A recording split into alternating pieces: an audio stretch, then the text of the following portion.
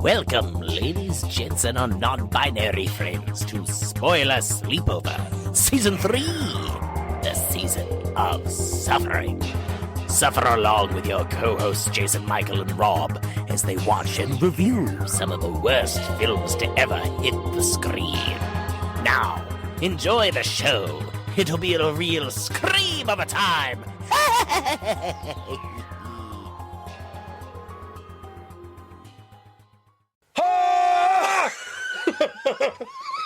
That wasn't even planned. Welcome back, ladies, gents, and our non-binary friends in person. Hi, hey, how you doing? I'm Jason Michael. And I'm Rob. We're actually together, see? We're real. It's real great AI. Anyway, we are back and here to finally end it all, the suffering. Suffering's over! I couldn't even get through it without saving that joke instead of people going, should we be worried? No, we're ending it. Yep. Okay. Well, here we are to talk about Season 3, the Season of Suffering. It has been just over a year of work. It's been a lot of hours that we wish we could have back. Yeah. We don't have any openers this week, as you heard last week in the Greasy Strangler, which, if you listen to that episode and or watch the movie, I commend you, and also you're sick. We're friends now. You're sick. I love that movie. Fuck you. So good. We don't have any openers because we have, as we did with our slime season wrap-up, which has been a minute since we talked about slime season. I honestly, we keep referring to it as season 2. I forgot we called it the slime season. It was... No reason. Yeah. This is the first themed season that actually had a proper theme of suffering. Until next season. Secrets. Until the end of the episode. Stay tuned. Don't fast forward. Just you fucking laughing. Just the whole time. My evil laugh. For a little look behind the camera here, my laptop is right there, and it slightly knocked the hard drive out. So when I hit record, it's like, hey, you can't do that. You don't have sufficient disk space. This motherfucker. And then I went over, fixed it, and then it was like, hey, would you like to record? That was funny. Fucking unhinged. Just the most...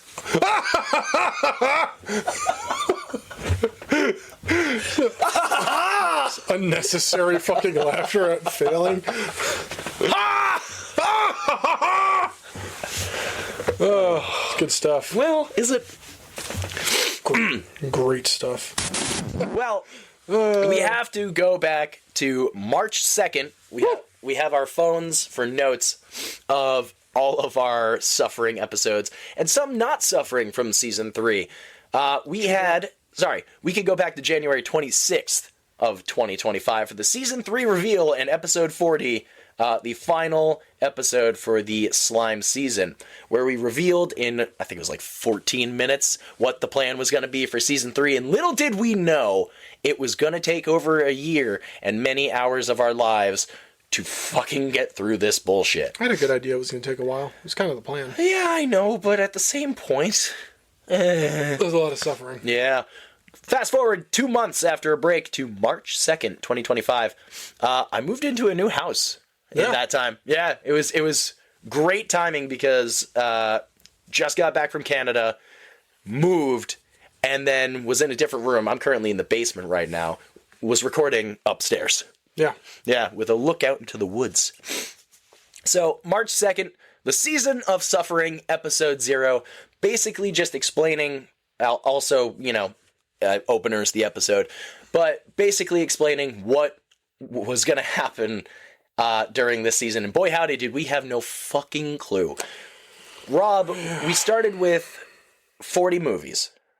Two lists of 20, which we already explained at the end of the Greasy Strangler. There will be sloppy suffering seconds, or sloppy second suffering. A lot of S's. But that'll be up on Patreon, so some of the movies, please no. Please no. Yeah. There will be more movies that we will be talking about on Patreon. Patreon.com/ Spoiler Sleepover podcast, so you can go listen there if you enjoyed, you sick, twisted freak, enjoyed this season. Selena, we say it with love. It's just you. Now, March 2nd, we explained what the hell was going to happen. March 9th, we started with the very first dice roll, which was Rob's dice roll, Outback. I also realized I wrote 2015, and I've been saying it's 2015. It's from 2019. Yeah. Yeah. You haven't corrected me this entire season. But the story... Go back, I have. You just haven't corrected it, so I gave up. That's fair enough.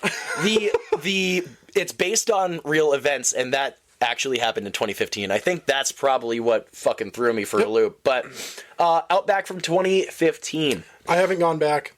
I refuse to watch it again. That movie sucked ass. I have no urge to as well. And yes, it's sad that it was based on true events, but at the same point... It's even more sad that somebody fucked up their story so badly and it turned into probably more of a horror story than what they actually went through. The thing that I didn't really think about, because I didn't want to remember this movie by any stretch of the imagination...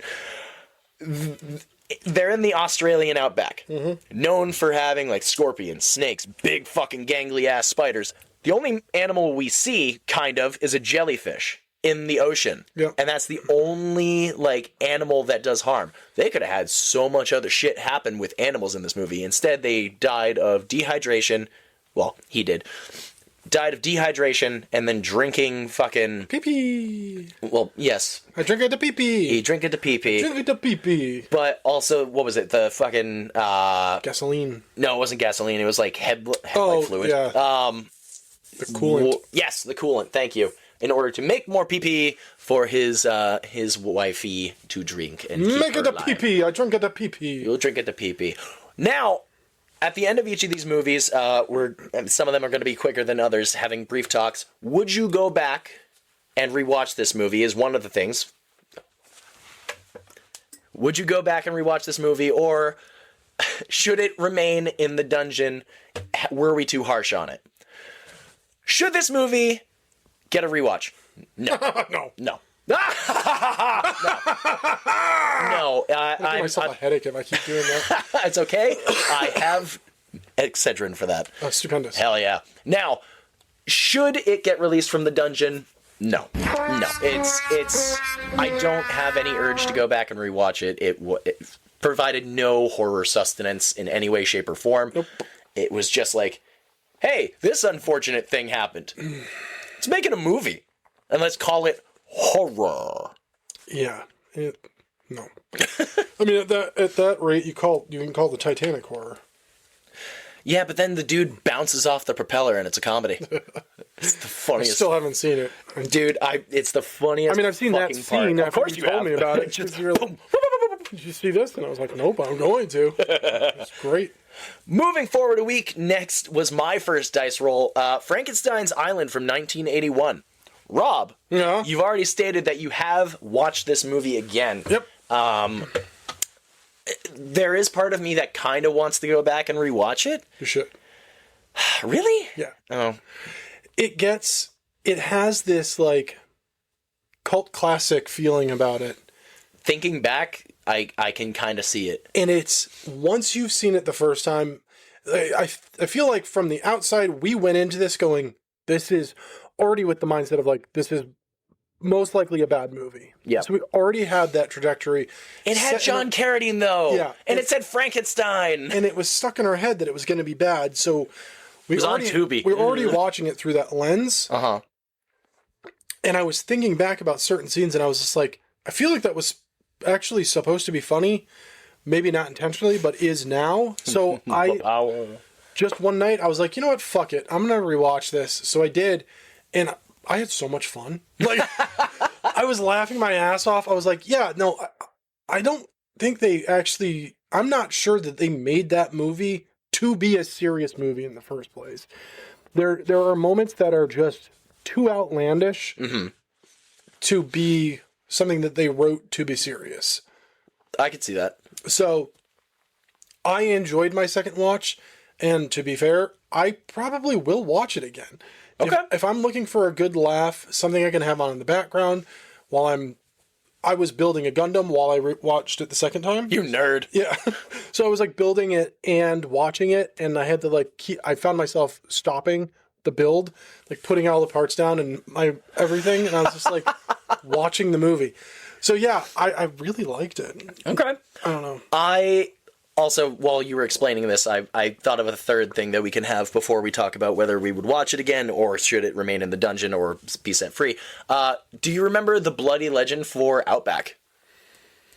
I think it was the pee bottle. I'm definitely sure it was the pee bottles, because again, only good thing about that movie. And of course, the bloody legend of this movie, Dennis, right? The dog? Yeah, was his name Dennis? Dennis. The dog's name is Melvin. Dennis was the best part, because again, it had John Carradine and it said Frankenstein in the title. It couldn't have gone wrong. It started to. Yeah. So, I mean, you've gone back and rewatched it. You said you would rewatch it again. Mm-hmm. I personally feel like at some point, if I'm in a bored enough mindset, I will go back and rewatch it with an open mind. Where it's like, I mean, yes, I can see where they tried to make it probably satirically good. Yeah. So it would be worth it. Would you consider releasing it from the dungeon? I would. I wouldn't consider releasing it outside. I would give it a job in the dungeon. Give it a window. Yeah, well, I would probably make it like a maintenance worker or something like that. But like Like the greasy strangler Yeah. fucking cleaning toilets. they wouldn't have, they wouldn't be set free. We're creating a fucking economy in this dungeon, man. Yeah. We're creating a whole fucking job market and everything. I just think that this movie offers something to the greater public in a sense. It's whether it's unintentional or intentional, it's funny. Like, it's actually not as bad. So, I don't know. Yeah. Fucking turtlenecks and jeans. It's so fucking wild. Yeah. I would consider, again, I'll have to rewatch it. Maybe I could see it having a job. Definitely being released? No. Maybe being released? Maybe. It's a hard maybe with an asterisk right next to it. Yeah. Moving on to your second dice roll, we had Bad Ben from 2016, or, as you know, we've been calling it ever since, Best Ben, the first movie to get out of the dungeon. So good. I've been saying it, that I'm going to go rewatch or watch this and then watch some of the sequels. You've only said, like, watch 2 and then 3. Yeah. Because there's, like, 8 of them. Yeah, there's a lot. Yeah. And they get worse. The fact that it's one guy doing everything is so cool, and he's got like so many different things rigged up to go, and like moving doors, moving props, like he's doing it all the editing. What was his name, like Nigel or some shit? And he was the bloody legend too, was Nigel, because You did a good job. it for a real what do you call the fucking woman on the phone? Yeah, well, fuck you, you whore. It's just like, she's trying to help you, Nigel. Jesus Christ. Yeah, it's his own little ghost movie, and yes, there are moments where you're like, why is this guy making this kind of dialogue? Ass, shit, just the same shit over and over again. It's a great movie. Yeah. Like, especially the fact that we went in with 2 real duds, and then seeing this was refreshing. I only put this on the list because I thought you would hate it. Surprise! I love the movie. I've seen it multiple times. So like, yeah. I was like, I think I'll hate this. And you were like, I love this. And I was like, Hell yeah. I was wrong. It's great. Moving back to Unfortunate Suffering, we had Lethal Virus from 2021. Yikes. I don't even remember what the fucking bloody legend was. Did we give it to, like, maybe the zombies? Because there was nothing else. No, I think we gave it to the scenic shots. Oh, yeah. This was the start of Scenic Shots Make a Shit Movie. Yeah. Yeah, it wasn't great. No. And then Bloody Hell was a big part of it. Or no, Fucking Hell. Fucking hell. Yeah, every time you've gone Fucking Hell after that, I was like, Fucking hell. Lethal Virus. Nope, not that. Not that. Dude, so much of this made no sense. And again, there are times where we watch later movies where you're like, fucking come on, move the plot along. So many of these movies and so many of these scenes are just, Dum dum dum dum dum dum dum dum. But then at least in this one, it's like dum dum dum dum bam. Yeah. And it's again the opener is straight up 28 days later. Yep. Straight up. Terribly done, but yeah. Yeah. And would you consider? No. All right. Should it be released from the dungeon? Absolutely not. Fair enough. Absolutely not. Fair enough. Yeah, I have no real urge to go back and rewatch this. There are a lot better zombie movies that you can watch out there, and Lethal Virus is not one of them. Don't do it. Especially the fact that they were basically making this like COVID the movie. This is what this is what's going to happen when the world falls apart and there's a pandemic. Zombies. Listen, we all made that joke when that pandemic had happened. So we don't need that real shit. Nope. Moving forward. I was kind of hopeful for this one, honestly. I don't know why. Thinking back on it. 11 from you guessed it. 11. I don't know.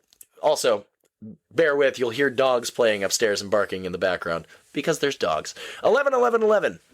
The Omen done poorly. Yeah. Very, very poorly. The scratches in the wall were bleeding and shit like that. The bad acting, dude. Oh my God. Everything. Nobody was. You couldn't connect with a single character. You didn't like any of them. Nope. Like even the kid. I was like, shut the fuck up. This movie was awful. And I said I would watch 12 and 13. I fucking couldn't.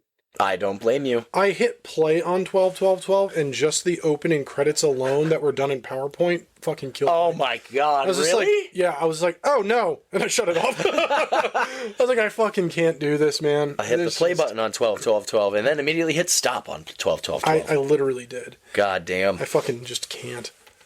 Well, I mean, it's... especially the fact of the fucking creepy ass neighbor, and then she's like, "Here, little child, come into my shed." And the dad's watching it through the window. He's like, he's probably fine. Yeah, whatever, he's fine. And doesn't fucking do shit about it. And yet she tries to kill him. Yep. I don't remember what the bloody legend was for that one. I don't either. See, it's bad enough that we don't remember what it was because it wasn't fucking worth it. Would you consider? No. All right. Would you consider? All right. I am in agreement. I don't even want to watch 12. I know we were talking about it just as a joke, but yeah, No. not worth it. We took a brief break. Selena, let us know if you do. Yeah. We took a brief break. I would say brief break. We took a week break for the Spoiler Sleepover interview with Joey and Levi, two hunters from NH Spooky World. Our first interview. Yeah. Yeah, it was well, kind of our second interview. We interviewed Sean, but this was our first full-fledged interview. Yeah. And it was great. Yeah. It was a lot of fun. We got to interview two haunters, two actors, makeup artist, and then we got a ton of people, like the clowns that they were talking about in the actual haunt, were interacting with the episode. It's very highly viewed on our YouTube, so it's great. Yeah. If you haven't listened to the interview, I highly suggest it. They're both great people. We should get them back. Yeah, we should definitely get them back. They're so just genuinely kind and sweet, and they're just really nice and very talented. It was a lot of fun, and that was on our bucket list since like season 1. We were like, we want to do this. This would be cool. And then we did. And we did. Yep. It just took me running into one person at a fucking Trader Joe's. He liked it all happen. He liked your pumpkin tattoo, right? Yeah. Yeah. He was like, I like your hand tattoo. And I said, thanks very much. He goes, do you like horror movies and haunted houses? And I was like, yeah, I do. Mm-hmm. That was it. Because I'm shameless. I plug this podcast everywhere. You ever watch Shameless? No, it's on my list. Kind of on mine too. But we're not talking about Shameless. Next season. William H. Macy. We are back into the suffering with, thank God, another one that came out of the dungeon. Itsy Bitsy. Itsy Bitsy. See, I can't say it without almost saying... Good? Yeah. I can't say it without saying the good name Itsy for Betsy. it. Itsy Bestie from 2019. A spider movie. Our first creature feature of this season. That barely made it out. This was just it was very well shot. Mm-hmm. It was thought out very well. It was delivered horribly. Yes. But it had all the meat and bones there. Just none of it was connected, but it was palatable. It made my skin crawl every time the fucking spider was there. The bathtub. Yeah, the fucking bathtub. It's the thumbnail. I had a thought about that the other day, too. I was just like, the fucking spider in the bathtub. Every fucking time I said that movie, wrapping up the episodes during the season, all I could think about was the bathtub. Yep. Because it's just like, spider. Yeah! Fuck you! It's such a cool shot, too. It It's like from the is. ceiling. It's so cool. And it's like, just like, should I move? Will she hear me? Do I have to kill her now? You should have killed her then because you didn't kill her later. Stupid bitch. The fucking bitch. Anyway, would you? I mean, the spider and the practical artists were the bloody legend for that. Yeah. I couldn't remember what the fuck to call them there, but the spider definitely. Would you consider rewatching Itsy Bestie? I mean, I'd have to be in the right scenario, but yeah. Okay. That's not ever going to be like one of those. I really have to be in a mindset for it. Should we do a Patreon episode, suckers? Listening right there. Should we do a creature feature like episode where we talk about, say, a bunch of shark movies, which we'll talk about one of them coming up? Should we talk about a bunch of spider movies like Sting, like that fucking French spider movie that's apparently supposed to be like Evil Dead but with spiders? Yeah. Eight-legged freaks. Fucking Itsy Bestie. Oh, God. Thinking about it now, it's making my skin crawl. Like, Sting. Arachnophobia. Oh. Again, that French film and Sting, I've only ever watched the trailers. I was like, yeah, I'm going to fucking do it. I can't bring myself to do it. I've seen 2 scenes, one from Sting and then one, I've seen the trailer of the French one. And watching them just make me go, nope. Like, bro, I have an irrational fear of spiders where it's like, I'll look at them and I'll go, oh, you're cool. You're fine. They're talking about remaking Arachnophobia. They're doing a remake. Keep talking. Don't do anything with it. But, like, when I was younger at camp, I was using the facilities, if you will, and I hear a kid above the stall go, wow, look at that spider. I go, oh, really? What's it look like? And he goes, like this. Throws the fucking spider over the stall. And we have wolf spiders. So big, gangly motherfuckers in New Hampshire. Lands in my crotchal region as I freak the fuck out, pull up my shorts, get out of the stall. Couldn't find the kid to fucking punch him in the face. But I was sitting there like, something's still squirming. Kicked the spider out through a short pant leg and then stomped it into the side of the toilet. And that is the reason I strongly dislike spiders. Dude, I would have fucking Spartan kicked that kid right in the chest. Don't know where he went. I was a camper at the time too, not a staff member. I'm not saying I'm gonna fucking chest kick a child. I would. That's why I don't work at a camp. I'd be like, get over here, you little fucking bastard. Bam! Yeah. That is Itsy Bestie from 2019. I think, again, if you suckers like it out there for a Patreon episode for our creature feature, we could call it Creature Feature Weekend. We just release it on a weekend. We're the only people to ever come up with that. That's the name of the fucking horror convention in Gettysburg. Well, moving on to a triple threat. All came out in 2018. The dice really had it out for us this rest of this month. Girls with Balls from 2018. Fuck Netflix. And the bloody legend of this is the only good part of the movie. The fucking headless dude who's just wandering around comes back later. So long later too. It just it's chef's kiss on such a piece of shit movie. It's incredible. The movie sucks so bad. It was a French movie, and then there was a translation, and then like maybe a redub where all 3 of them did not add up. Like, that's not the correct language. The subtitles are not matching up with what's actually being said.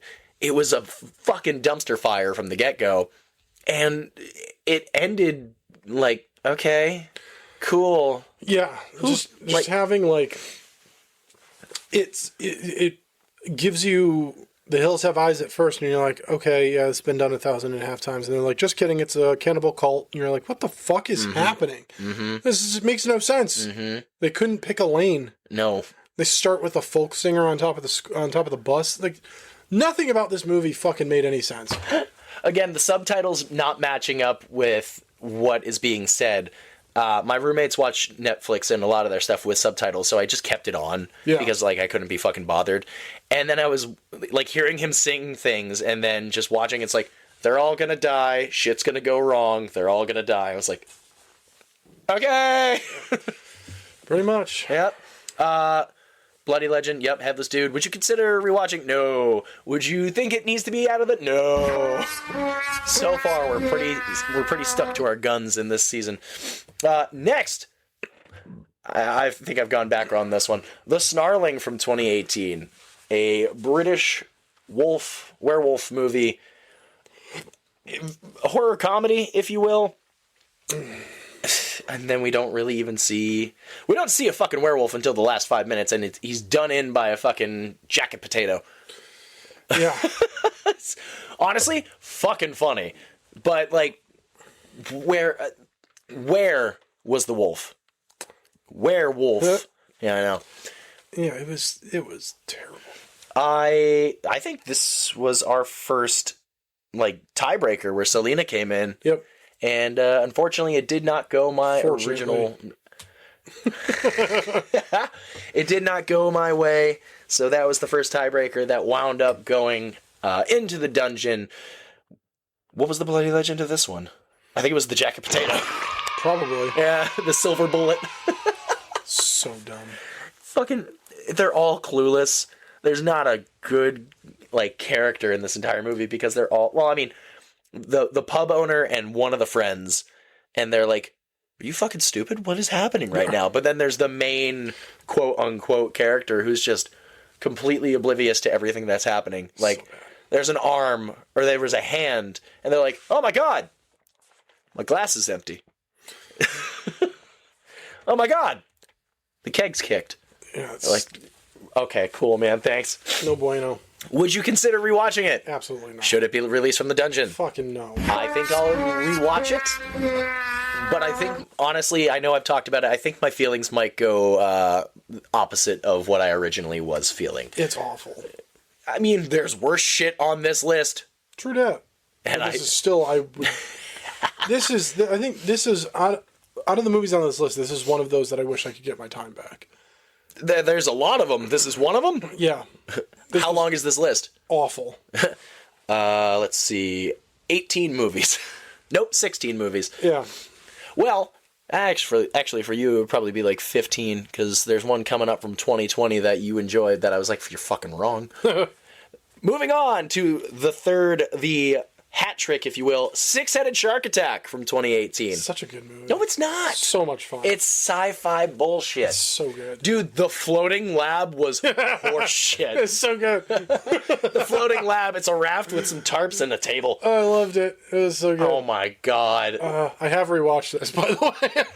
I was like, there's other movies, and I was like, I just want to rewatch this one again, just so I could watch it walk on its heads out of the water. That is the best part of the movie. It's adorable.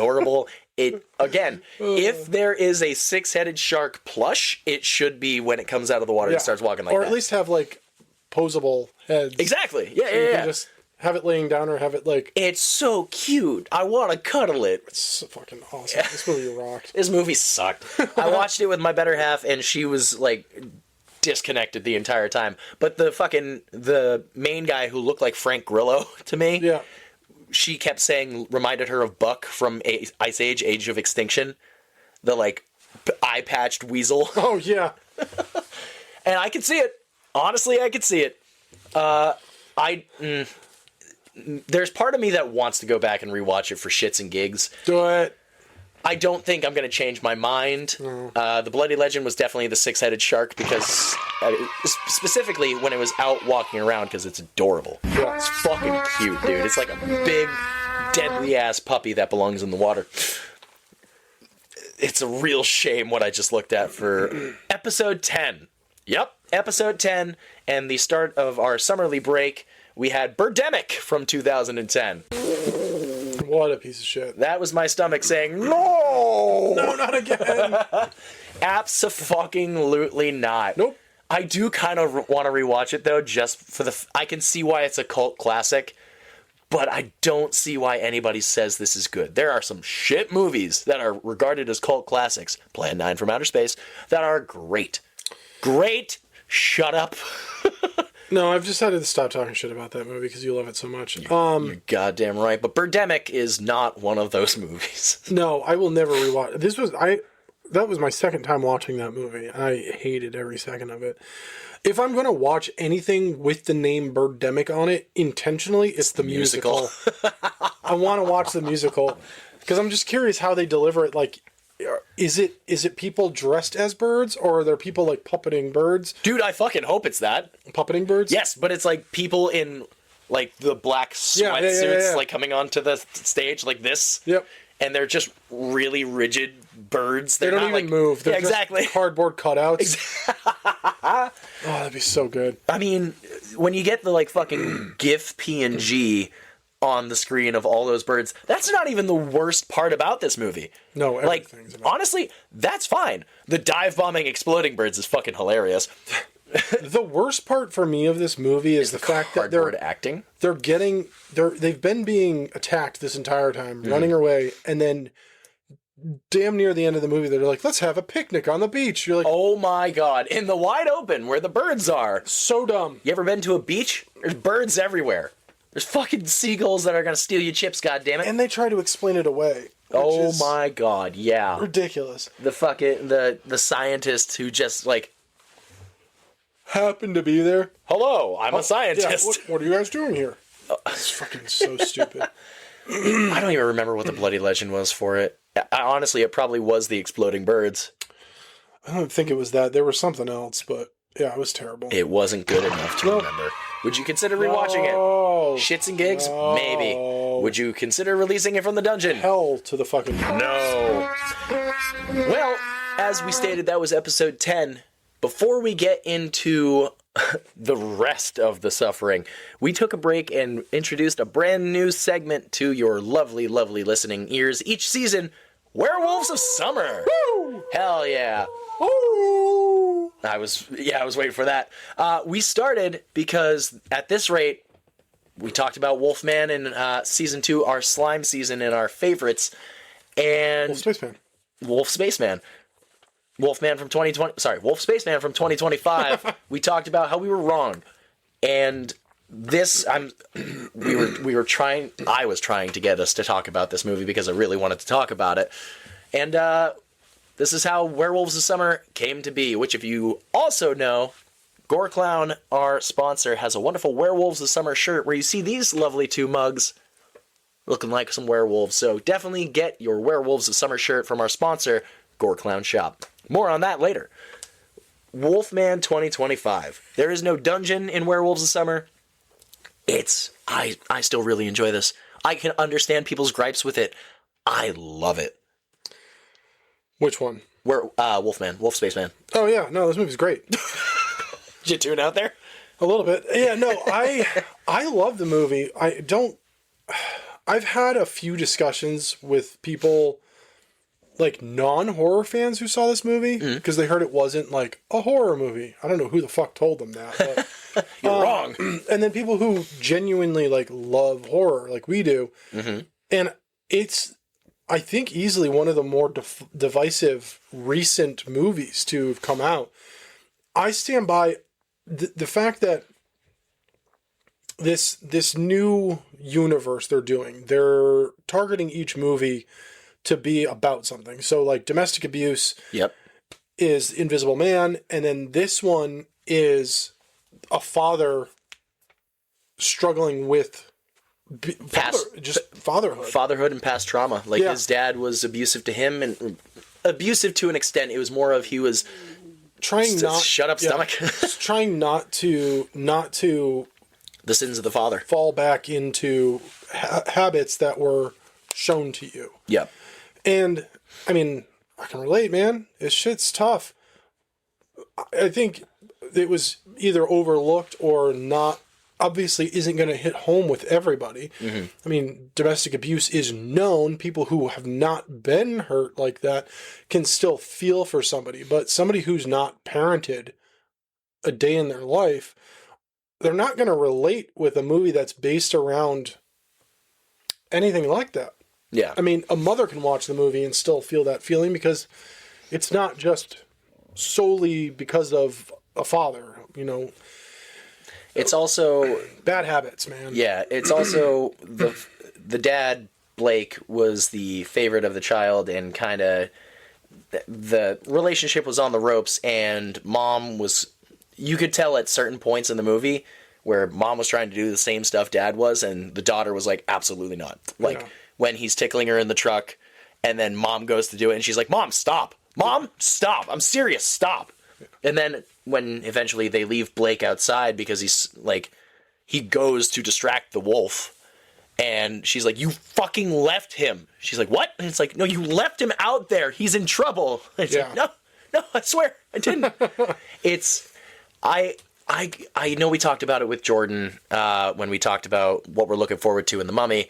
We'll touch on that eventually when we get there, but there's Julia Garner? Jennifer Garner? No. Who's the actress? Julia Garner. Julia Garner. All right, thank you. I have a back and forth on this. Yes, sometimes her acting is like okay, but then there's other times where it's like I think it's just the shock of like what the fuck she's witnessing, and then trying to still keep her relationship that's already crumbling together in this hellish being hunted by a monster like scape. I still love it. I watch it so many times. There's a house I've shown you. There's a house that's down the road where I keep referring to it as Wolfman House because it looks like it's up on a high rise, and it looks like the house that they run up to, Blake's childhood home. So I enjoy it. Wolfman, Wolf Spaceman from 2025. Good movie. Good job, Blumhouse. Before we do run away from that, your original theory, I still could subscribe to, of it being like a mental disorder. Yeah. Like the fact of he's thinking he's a werewolf, he's envisioning that he's a werewolf, but he's just like, he's losing it, and it's probably affecting his family and coming out in different violent ways. I could totally subscribe to that idea. I get why they didn't do that. I mean, Blumhouse just being like, this is the domestic abuse universal monsters. Like, yeah. You can't do two in a row. Lord knows what that would turn out with The Mummy, and I don't want to think about it. No. Stay tuned! Our second week of Werewolves of Summer, we continued with The Wolfman. This is The Wolfman, not Wolf Spaceman, The Wolfman, one word, from 2010, Benicio del Toro's Wolfman. I feel like every once in a full moon, I have to go back and rewatch this because I keep thinking, is it as really as bad as I think? Yeah. Yep. Yeah. It's terrible. They're trying to recreate 1941's magic with their own interpretations, the 2010 violence we can show, the 2010 effects that we can show, and it just feels wrong. It doesn't feel like a remake.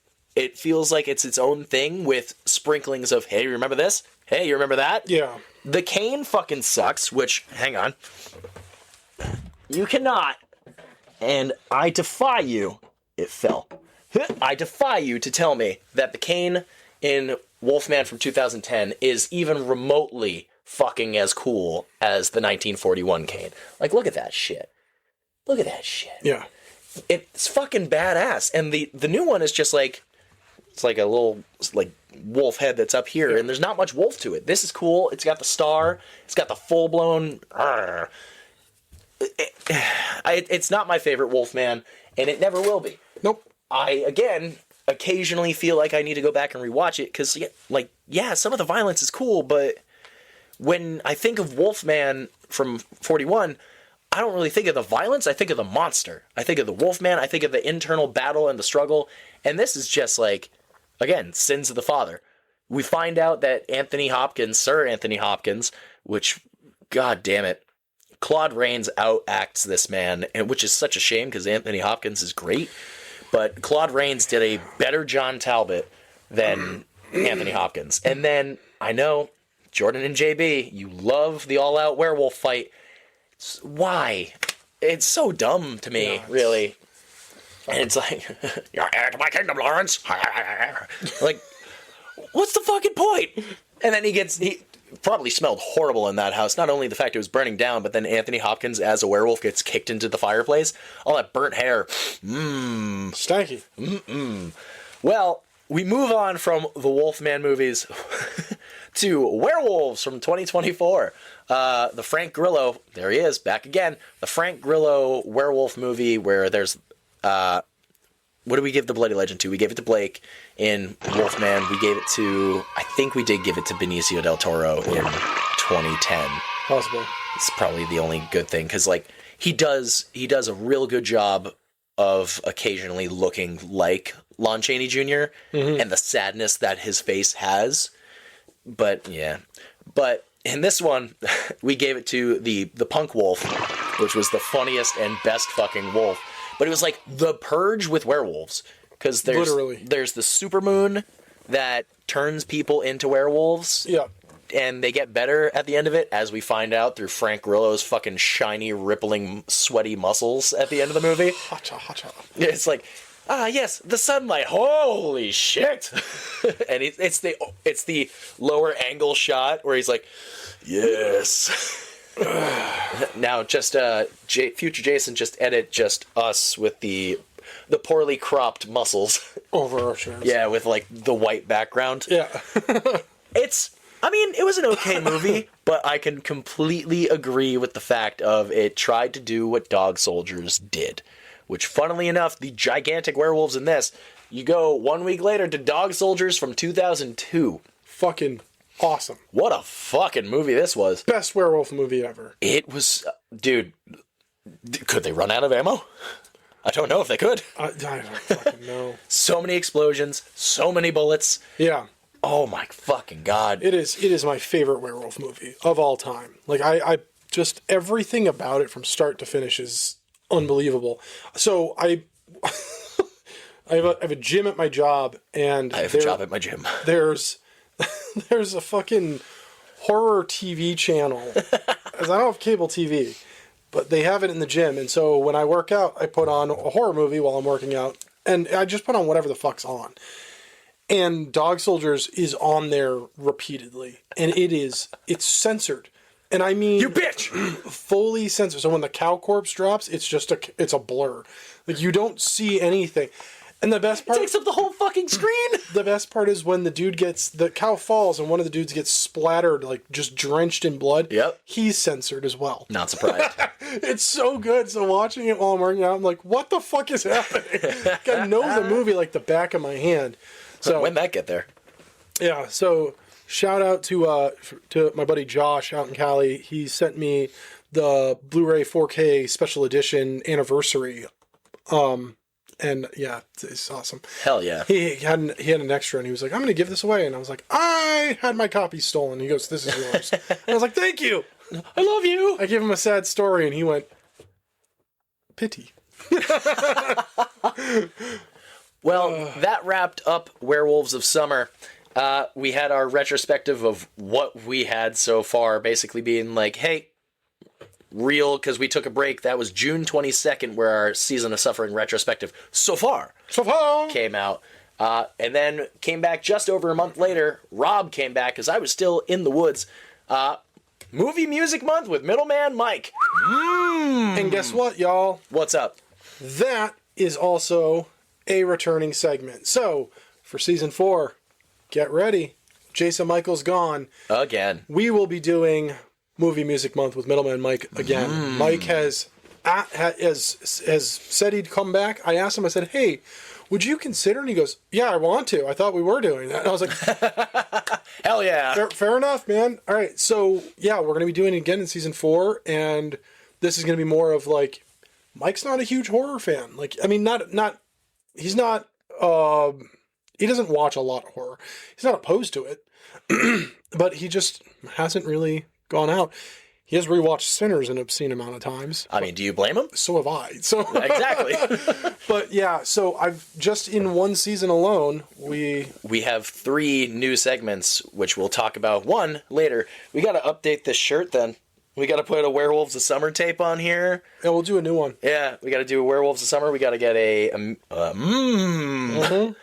and then of course we'll talk about it later. But Toontober.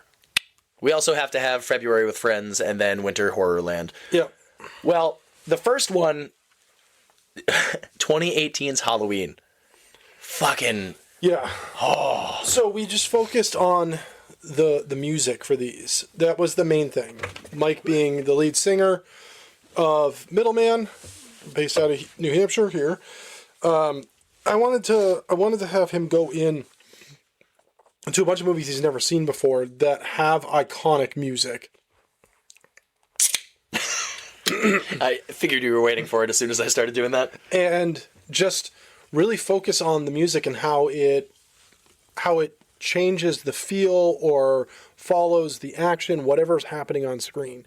I did give him the producer or band names for each of these so that he knew who to be looking into, and he has looked into Goblin a bit too, which has been cool. Rad. But yeah, the Halloween movie, he was like, yeah, it was okay.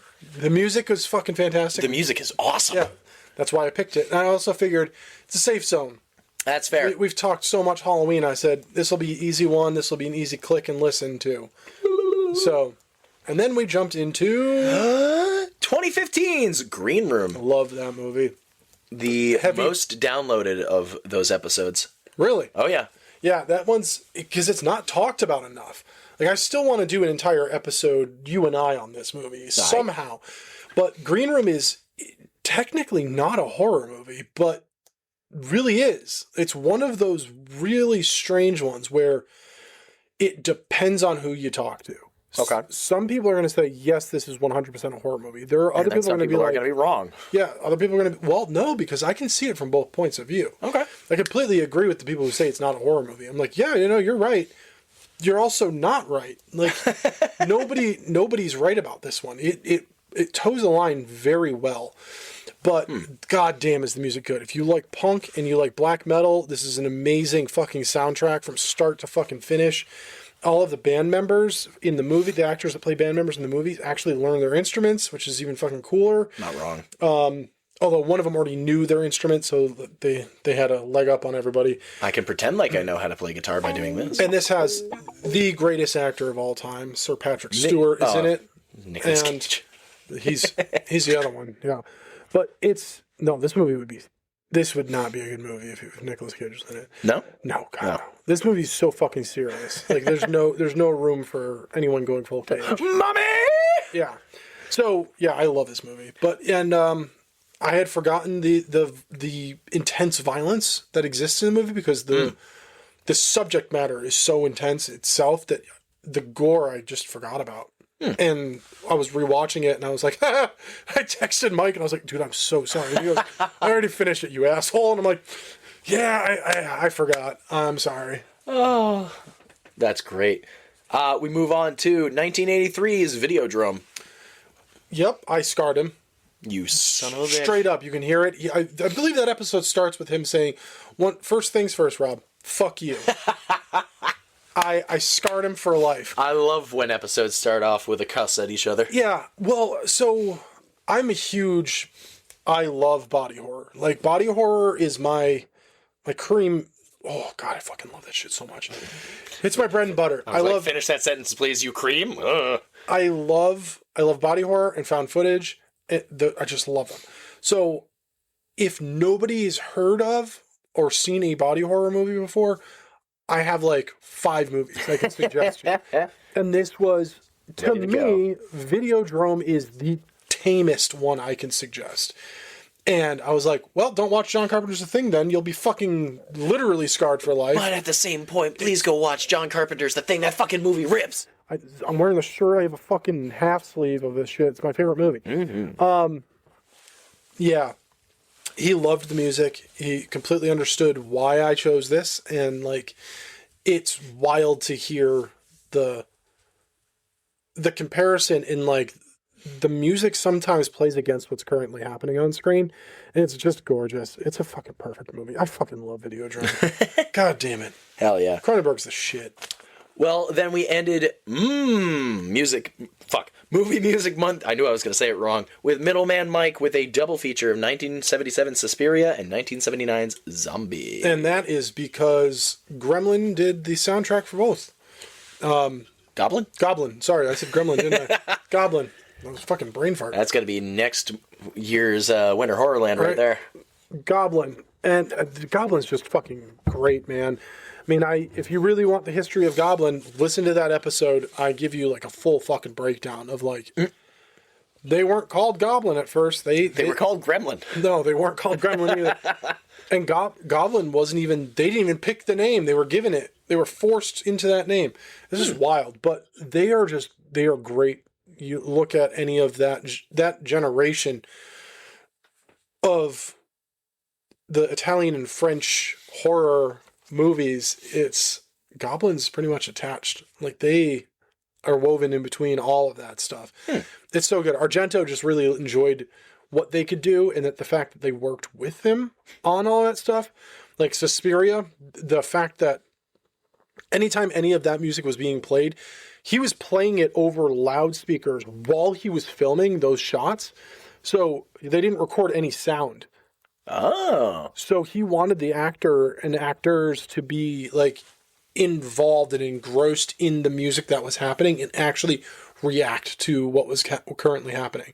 Like that's how powerful Goblin's music is the fact that he was just like, no sound for this. We're not recording any audio for this shit. We're just going to fucking, hell yeah. We're going to play this. I want you guys to act. This is the direction. This is what I need you to do. And action. And they played the fucking songs. It's unbelievable. Movie Music Month with Middleman Mike, Season 2, if you will.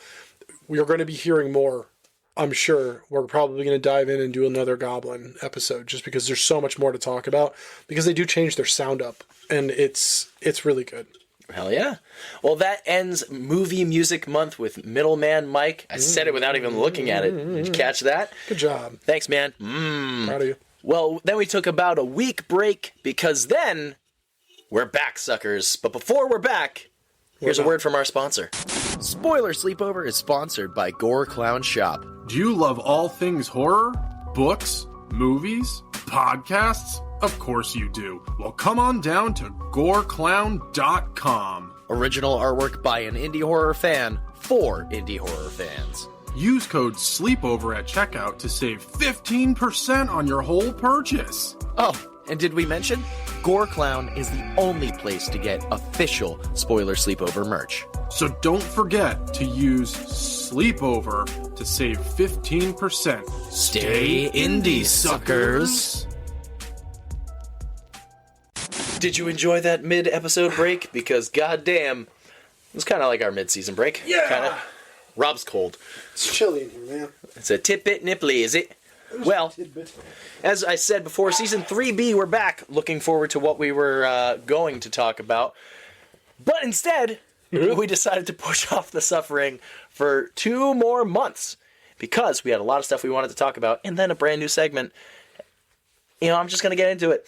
We came back September 7th, 2025, with our little, hi, we're back. This is what's going to be happening. Of course, what have we been up to? Openers the episode, as we normally do during our breaks. Followed up by Screamboat from 2025. Not everything that David Howard Thornton does is great, but our Lord and Savior. What a disappointment. Damn. Yeah. And they're still making a second one for some reason. Yeah, did you see the movie posters out? Fuck. It's got Minnie Mouse. Why? Still why? I fell asleep at the end of that movie. And I don't really want to think about it again or talk about it anymore. I expected a schlock fest, but I at least expected it to be entertaining. Yeah. And this was not entertaining at all. I mean, at least we still had our Lord and Savior, David Howard Thornton, but hey, man. Lord and Savior, do better next time, please. Yeah. I don't know if I want to see the second one. I don't care enough to want to see the second You one. know I'm going to. I know, but that's the thing. We didn't go see this in theaters. We waited until it came out on streaming, and I'm like, all right, now I guess we have to. Yeah. Followed up instead by a great fucking movie. We had return, Middleman Mike, that's right, for Sinners from 2025.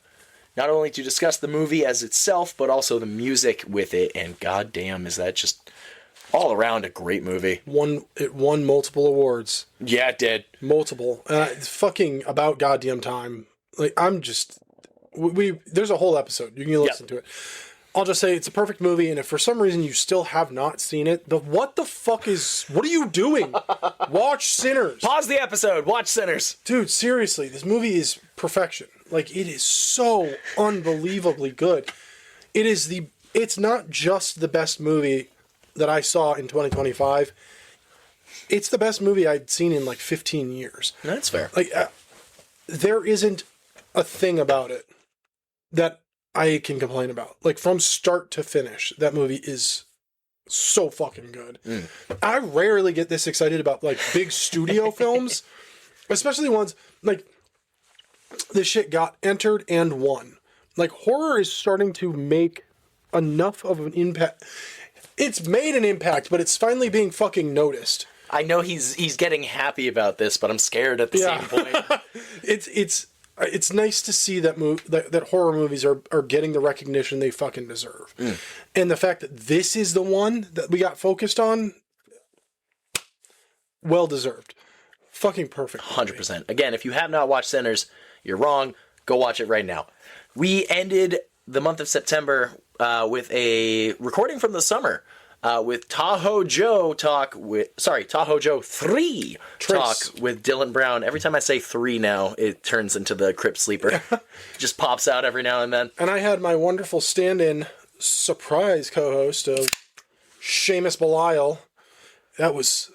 Dude, I had so much fun. Dylan is just a genuine bro. Like, he's like the nicest dude. And him and I chat all the time now. Hell yeah.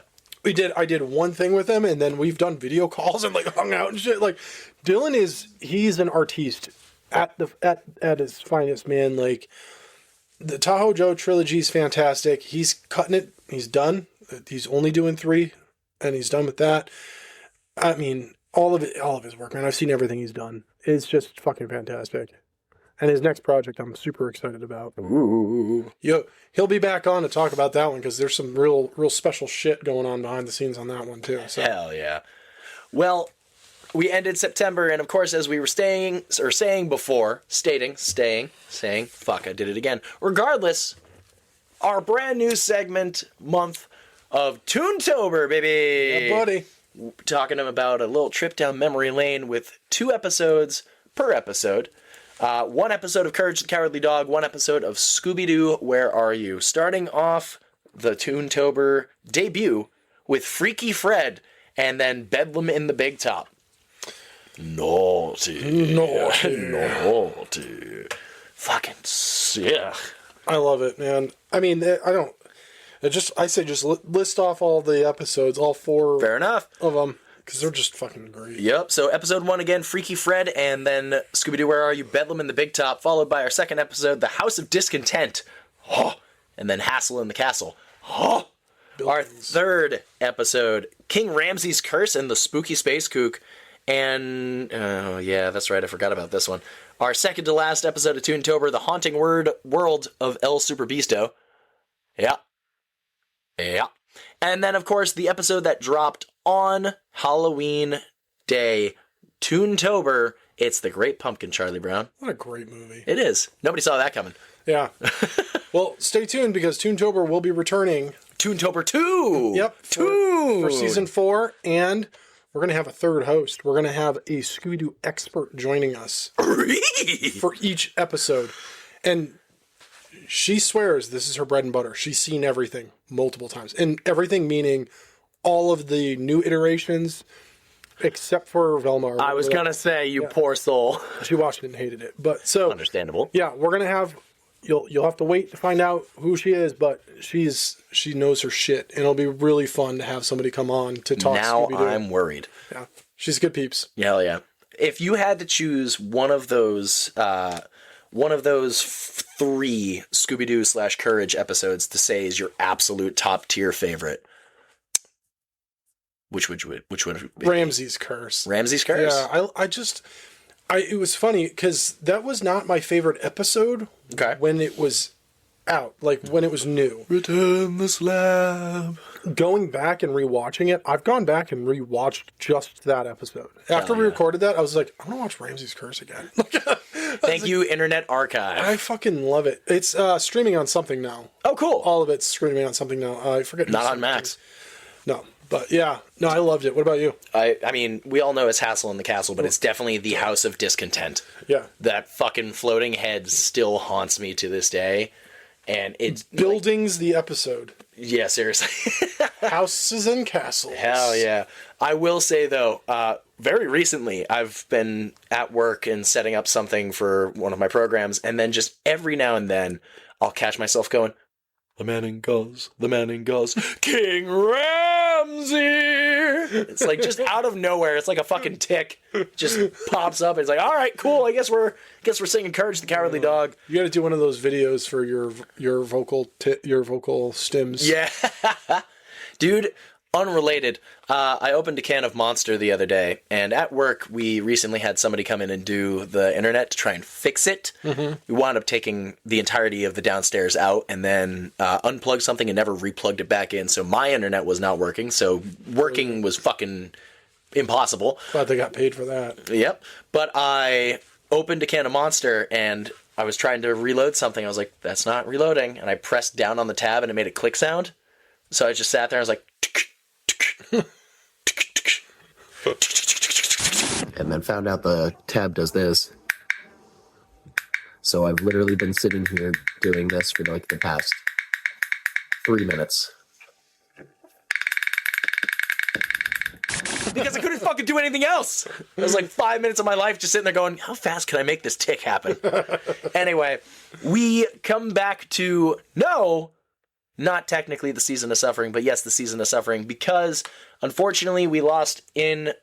Dude, last year was rough for fucking rock and roll and metal losses. Yeah. Ozzy Osbourne. And then shortly before this, when I returned, the day I returned from England in mid-October, unfortunately we lost Ace Frehley, lead guitarist of Kiss, so we started back up our suffering with Kiss Meets the Phantom from 1978.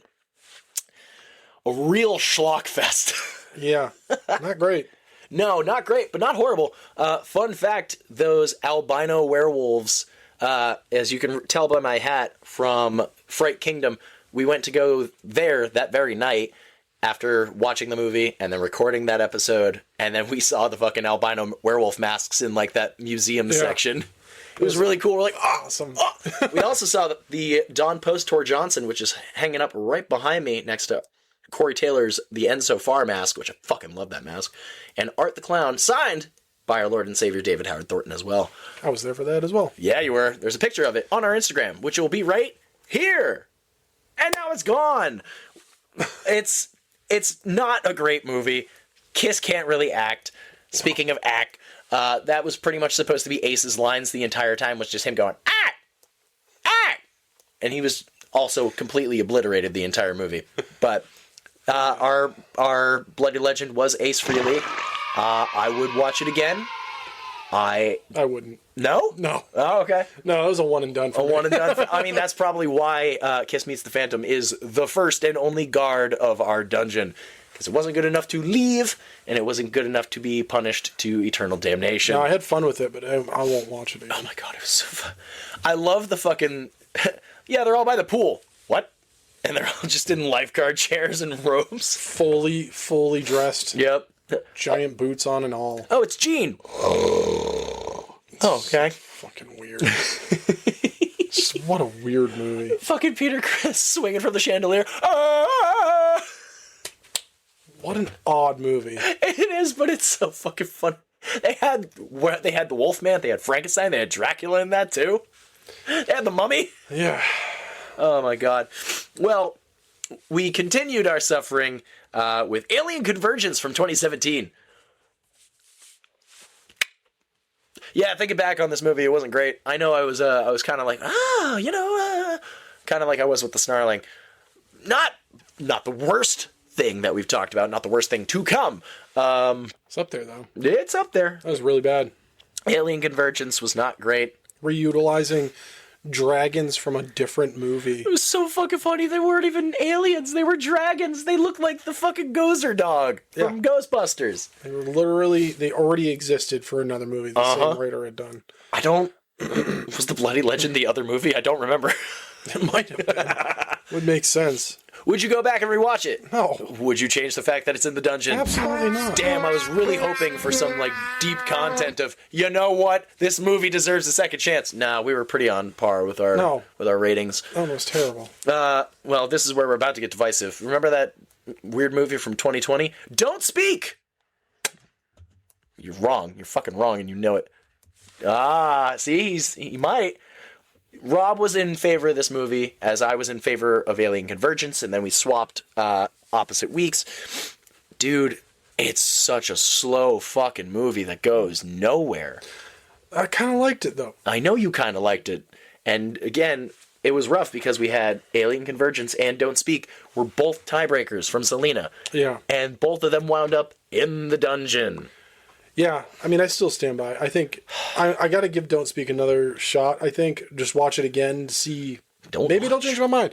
This was on my list of I should rewatch it again just because of the hatred that I was hearing. I read some reviews and people were like, "What the fuck did I just watch?" And I'm like, I mean, the monster wasn't horrible, but the monster also wasn't great. I keep saying it's a monster. I don't even know what it is. Yeah. Is it? No, I was calling it an alien the entire time. It is a monster. Yeah. Yeah. Would you go back and rewatch it? Yeah. Okay. I don't think I will. Like, again, I know you were saying you want it to be all jump scary. You know, building suspense. Dude, I've seen suspense built so much better. This is all right, and we're walking, and we're walking, and we're walking. Blair Witch Project, waiting, bitch. And we're waiting. I feel like we had and the we're same waiting, conversation. and we're walking, and we're waiting. And now we're Don't Speak, don't watch it. Or do. Don't. It's your choice. I'm not going to tell you what to do. I am. Don't Think watch for yourself. it. That's what I'm telling you to do. I'm telling you to think for yourself. Don't be a sheep. Yeah. But also don't watch this. Anyway, next movie, my dice roll, right? Was Don't Speak you or was Don't Speak me? Alien Convergence was you, Don't Speak was me. It was you. Yep, and we were opposites. But then we had we started nearing the end with some real shit movies. Tarot from 2024. My bad. I will say, I did add it to the list knowing it was going to be shit. I looked at it, I was just like, there's no way this is good. No way. No, the cards were the Bloody Legend because they were brutal. Yeah, they were great. Yeah, and that was the only great thing about that movie. Dude, fuck Netflix, but also at the same point, like, why do you make a specific tier of Netflix to, advertise this movie, but you have to make it a specific tier above the base tier in order to watch it? There's like a base level subscription for Netflix where you can watch some Netflix movies, and then the next level subscription, which is what this was in. Really? Yep. I don't pay for my Netflix. T-Mobile does. Thank you, T-Mobile. Not sponsored. Yeah, no, not sponsored at all, but I wouldn't have Netflix. I'm going to be honest. I wouldn't pay for Netflix. I don't. I rented the Netflix movies, except for Girls with Balls. I rented them on YouTube. So it's also, I wouldn't pay for Apple TV. But T-Mobile does. Thank you. T-Mobile pays for my fucking Netflix and my Apple TV. Speaking of Apple TV, Monarch Season 2's out. I was like, where the fuck is this going? That's it. That was it. Rad. Just my plug. Go watch Monarch. Yeah. So Tarot, the Bloody Legend were the cards. Terrible. It was terrible. Yes, absolutely. Like terrible. Yeah, it was not great. Would you consider watching it again? No. Would you bring it out of the dungeon? No. Fuck that movie. Terrible. Well, it doesn't get any better because the very next week was my role, Mousetrap from 2020. Mouse Crap. I watched this movie once when it first came out, and then when the dice picked this one, I was like, I'm not watching it again. Fuck! It Look, go back and listen to the episode. I say almost nothing. Yep. I was just like, no. Mm-hmm. Nope. You couldn't have paid me. There's not enough money in the world.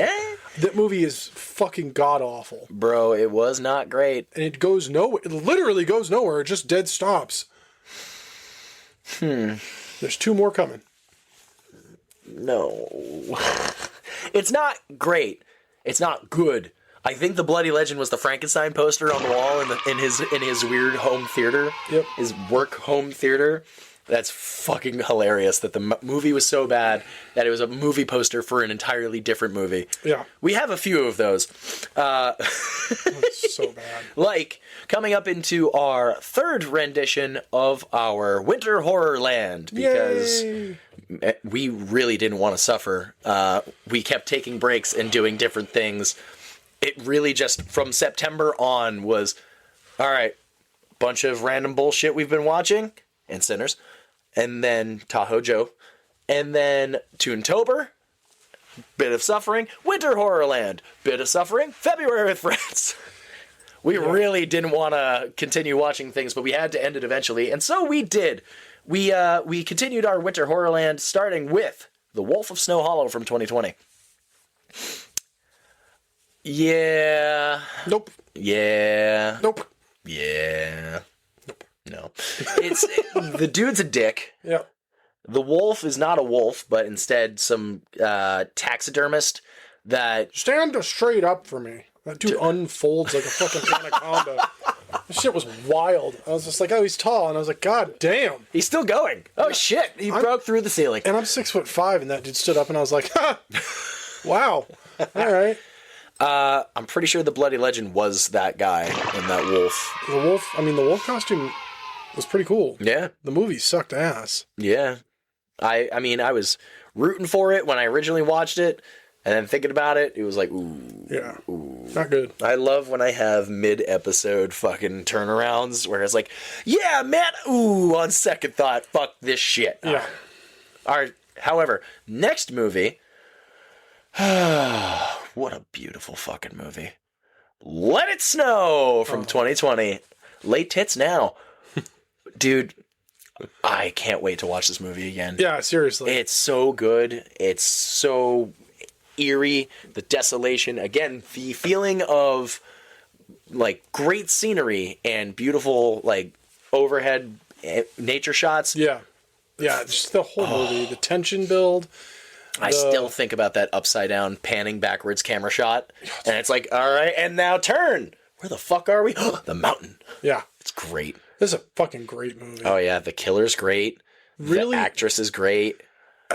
I stand by it. I think it's a dumb name, even though the song itself is in the movie. Late tits now. It's a dumb name for a movie, but the movie's just beautiful. It's terrifying. It's one of those movies you have to remind yourself to breathe at moments. You're like, breathe, you idiot. And I'm like, oh, God, this was just a movie.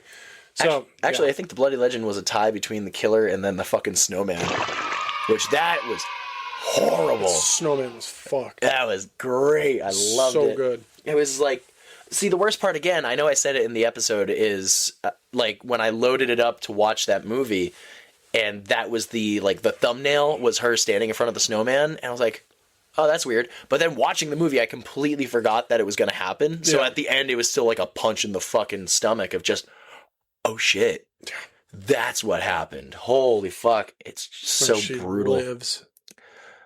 Let It Snow 2? The fact that she lived, I still don't understand. She dove off the cliff Yeah. with her boyfriend Snowman, already like hypothermia, like fucking, what's it called? Frostbite. Jesus Christ. My brain was going snowblind, but also the fact of like, I was outside the other day and I was like, I can't fucking see shit. It was so sunny and I was like, ah! Yeah, like, I don't know how she survived. Again, me getting angry if it's like, put the fucking glove back on! Yeah. Ooh, look, a glove, and you don't have one.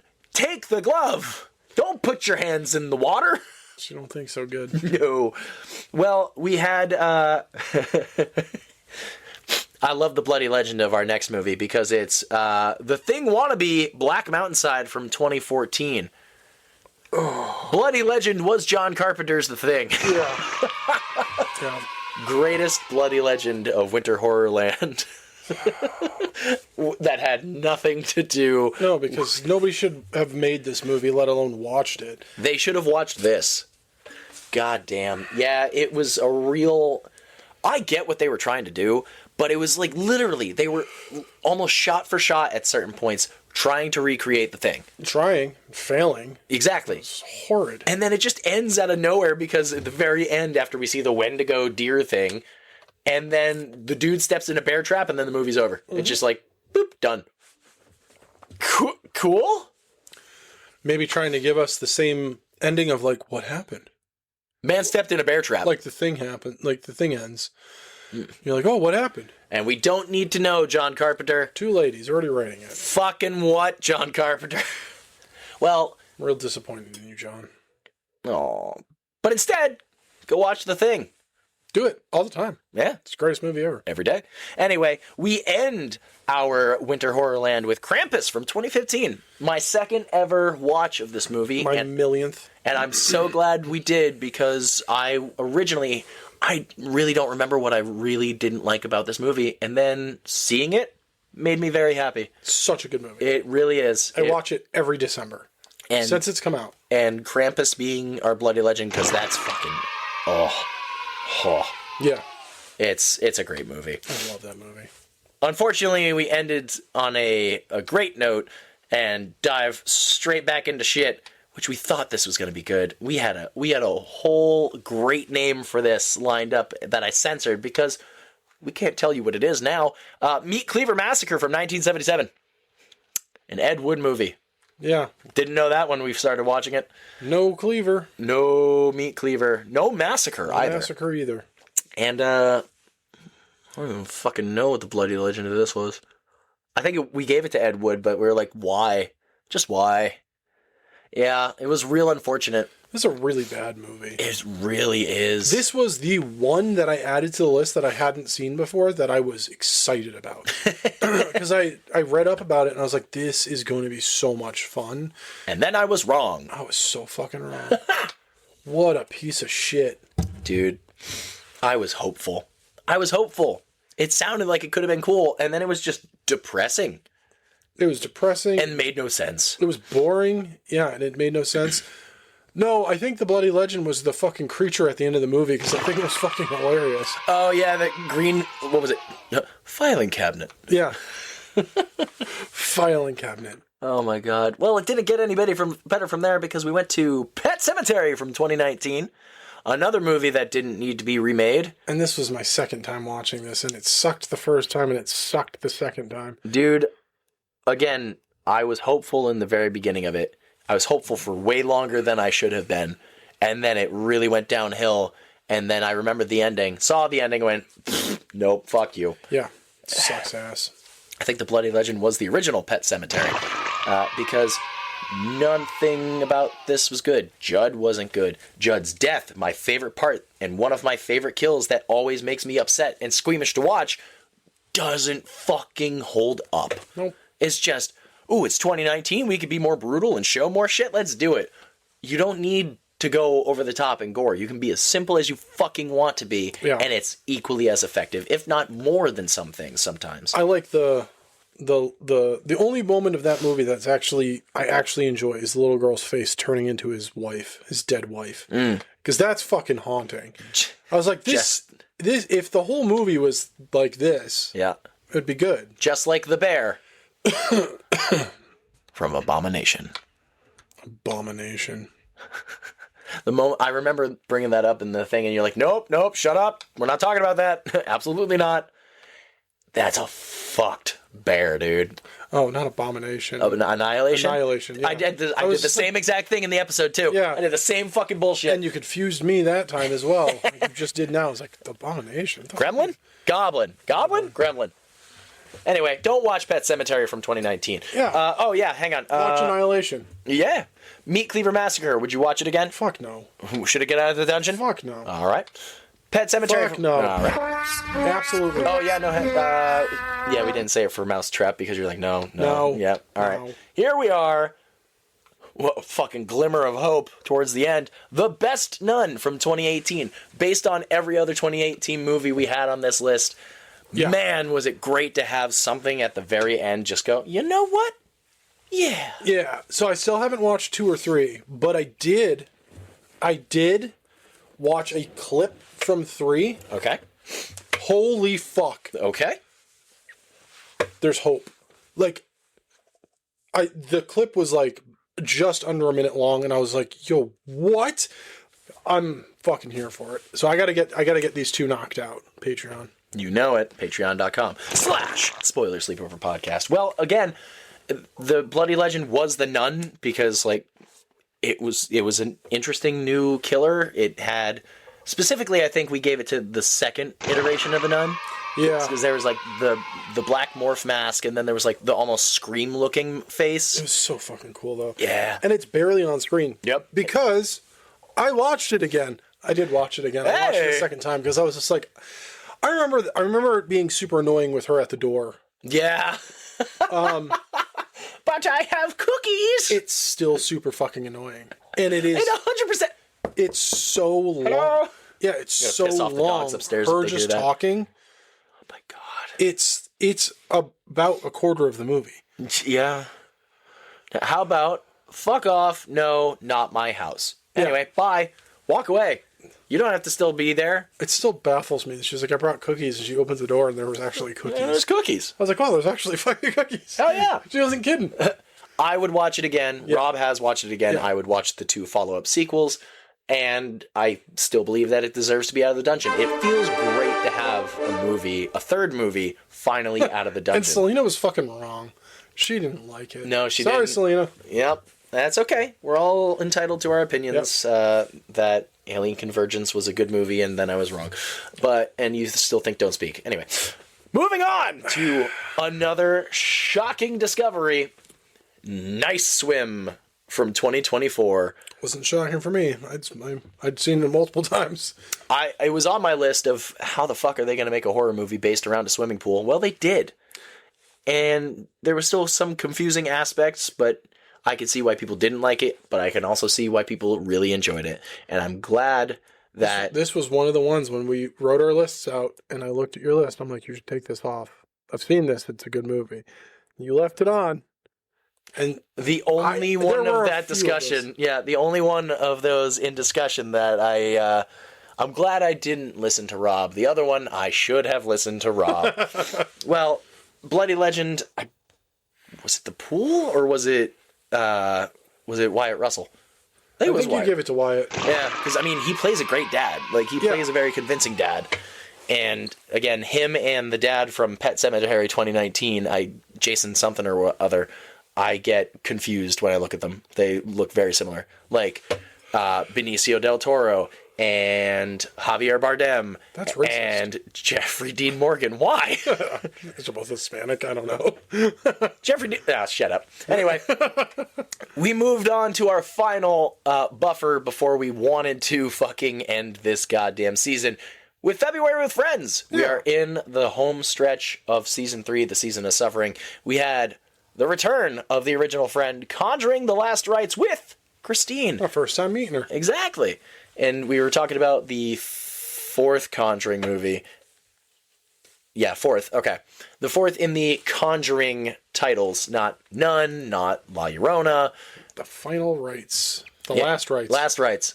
You okay in there? No. It was terrible. I enjoyed it. I can definitely see why it was bad. But I enjoyed it. Again, way more than The Devil Made Me Do It. That's an entire discussion you've heard at nauseum. Yeah, I've never been... Now I know what it feels like to be, like, bullied. Yeah, Christine and I ganged up on you pretty hard in that. Yeah, it was pretty bad. It was great, though, because we... It was still fun. We chatted for, like, an hour afterwards. Oh, yeah, seriously. And it was fucking, like, midnight o'clock at that point, after I had just gone to the airport and then reconnected my phone because, we haven't even posted the pictures of what my fucking brutal black metal looking screen looked like after it fell 2 feet. Fucking stupid. Anyway, Bloody Legend of that was... I don't know, I left it up to you because I hated the movie. That's fair. I think we gave it to Christine, and then she... Yeah. Anyway, I think it was fucking the smiley dude in the corner, or something like that. I don't remember. Yeah. No idea. No, it was last month, and I don't fucking remember. Anyway, followed up by the debut, the full-time debut, Spawn from 1997 with Selena! Dude, it's been a minute since I watched that movie, and it felt great to watch it again, because I remember having mixed emotions, but going back and rewatching it and being like, oh, fuck that, this movie rocks. Yeah, I deadass went out and bought a new copy of it. Hell yeah. Because I was like, this needs to be back in my collection. And it's back in my collection. Ta-da! Totally worth it. Dude, 100%. Great hanging out with Selena. Oh, absolutely. Getting to hear her full thoughts, and like, even though there was some moments of technological difficulties, it was still great. Yeah. No, it was so much fun. We'll have her back again. Oh, yeah. Again, I said it a bunch in that episode. Blumhouse, don't you fuck this up. Don't you fucking fuck this up. I am getting very irritated, though, because I still follow the King Spawn, like, Instagram page. Yeah. Dude, it's all AI pictures. It is. They've turned off comments, I guarantee, because people started going, this is all AI. Yep. I get it. Things are still in development. Like, I don't think the script is done. There's no release date. There's no teaser trailer. It's still Jamie Foxx attached to it. And Todd McFarlane's attached to it. And then you said McFarlane is now making the toys for it. Yep. McFarlane Toys they have the exclusive rights. And they've already released one teaser photo of, like, a chibi style. I mean, I'm here for McFarlane Toys making Spawn toys again. Yeah. But god damn it, stop releasing AI pictures of the goddamn movie, and maybe... I don't want to get into the conversation, but fair. Jason Blum did an interview where he said AI is the future of filmmaking and that he's not going to shy away from it. That's as far as it'll go. If you're curious, just Google it. There's an interview with him, and it'll enrage you as much as it enraged me. It's enraging me more because of something you and I just went to go see. Yeah. That pissed me the fuck off. Anyway, dude, don't fuck it up, Blumhouse, and stop putting out AI shit. Anyway, released a day early, a Saturday. Oh, unheard of. We released, well, actually, I don't know. We released stuff on Halloween, and that was like middle of the week sometimes. Yeah. We released Valentine from 2001 with the return of our original third host, Chris O'Brocki. What a fucking time it's been talking with that man. That was we deduced it was like 2 years since we had him on the show, and that was when we had the ability to live stream for Halloween 4. God damn. Yeah. You're going to hear a lot more from him in season 4. Yes. I'm just so glad that... I love during and after, he's like, I just didn't want to talk as much because I normally take the conversation. I'm like, dude, that's why we have you on. Exactly. Like, just take the show and run. We'll be back. He's a fucking... Yeah, seriously. That's why you're the third host. He is a knowledge powerhouse when it comes to this shit. Like, we're just fans, and yes, we'll occasionally know these little tidbits. And, you know, for the masks, he's got the fucking cherub mask hanging out behind him. You hate it in a wonderful way. Fucking wild. It's so uncomfortable to look at. It's great. Yeah, Chris is just an amazing human, but like the knowledge that he has, like I'm a rather knowledgeable person. I like my brain is just a fucking steel trap for shit. But like, why do you think he's always wearing a beanie over his head? Yeah, it's just exposed brain up there. I look like Brainiac. Same thing we do every night, Pinky. No, that's the brain. Brainiac. But I went the completely wrong route. No, yes, you did. Just for impression's sake. No, it was good. That was good too. Thanks. No, Chris is amazing. He knows in and outs and like small little tidbits. It's like I know that stuff, but then he knows it like 10 times more, and it makes me feel insignificant, and I love it. I love it. I love him. I'm excited that we're gonna have him back on. Oh, 100%. It's gonna be fun. You know who I also hope that we have back, and I'm very happy we had for the very first time, because you had one half while I was away during the first summer of our podcast. In season 1, you had JB from Camp Nightmare. Yeah. And we ended February with Friends with the second half. Yeah. Jordan Miller, writer, director, fucking producer, taller, almost as tall as Rob, sorry. Fucking He's an inch taller. He's an inch shorter than me. Yep, and you're gonna hold it over him, literally. Literally. Dude, The Only Ones. Oh, It's a great movie. it's so good. I've watched it 3 times now. 4 times now. Hell yeah. Right? Yeah, I've watched it a bunch. I've lost count, actually. I think you should watch it again and then call it 5. I probably will, man. Oh no, what a shame. I'll wait until I get to 6 times. 6 times! There we go. Thanks, man. It was a great time talking with Jordan, just like, and again, listening back to that episode while editing it. First off, didn't really need to edit anything because it was, I mean, I would have rather have done with an actual voice. I know I've said it before, but really, the day after that, I could not talk, and I went to work that day. Oof. Yeah, hardcore. I was using a whiteboard to try to communicate with people. That went well.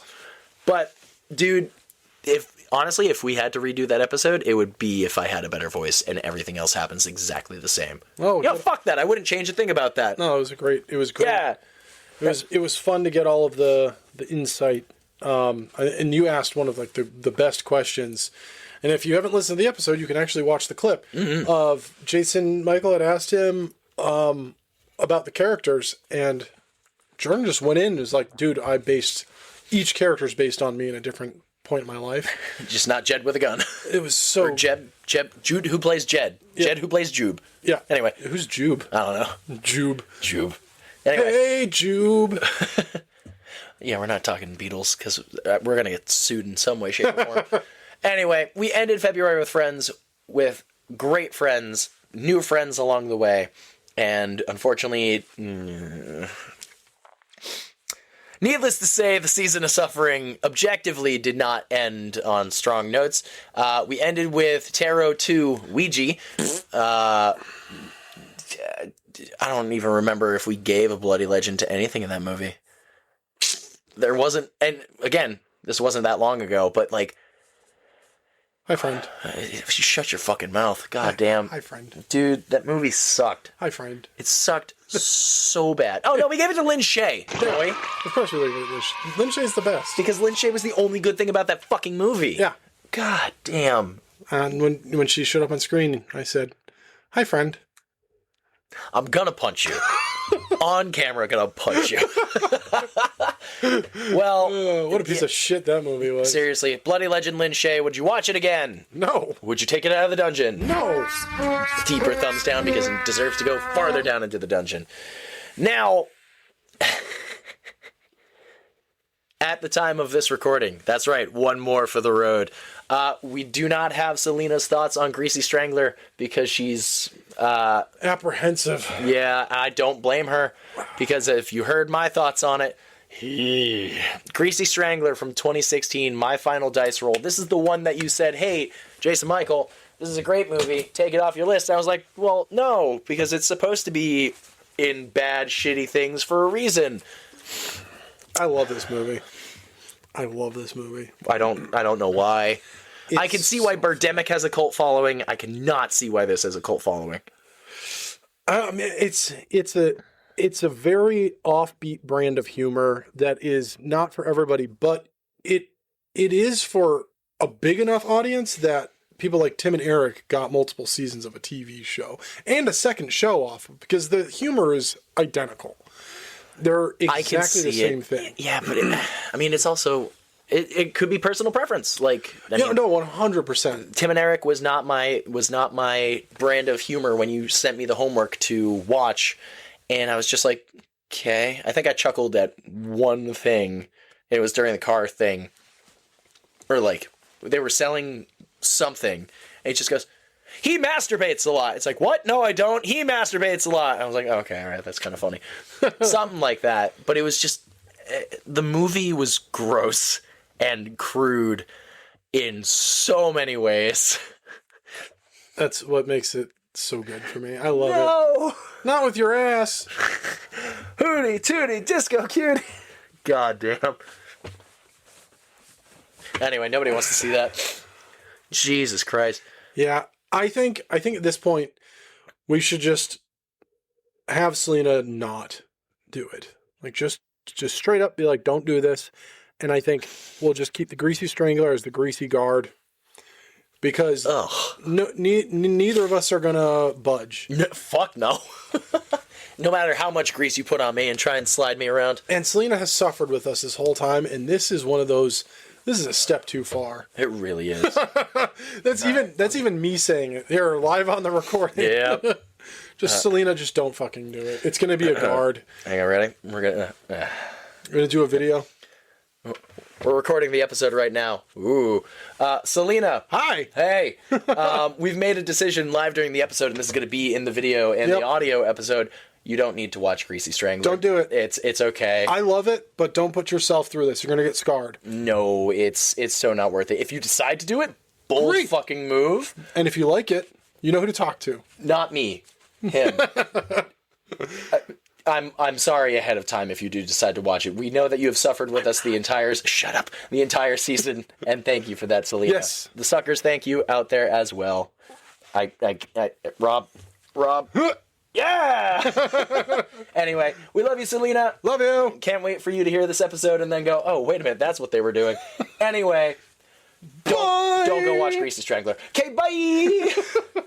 All right, we've warned her. So, yeah, I think... I stand by it. Like, if you'll know, if you know Tim and Eric, and that is your jam, you really enjoy that stuff. Strawberry or raspberry? Yes. All right, fair. It's probably grease flavored.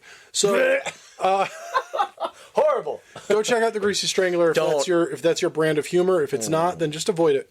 Honestly, and that's coming from me who loves this movie. What was the Bloody Legend? We put a warning at the front of the episode for a reason. And at the end of Ouija.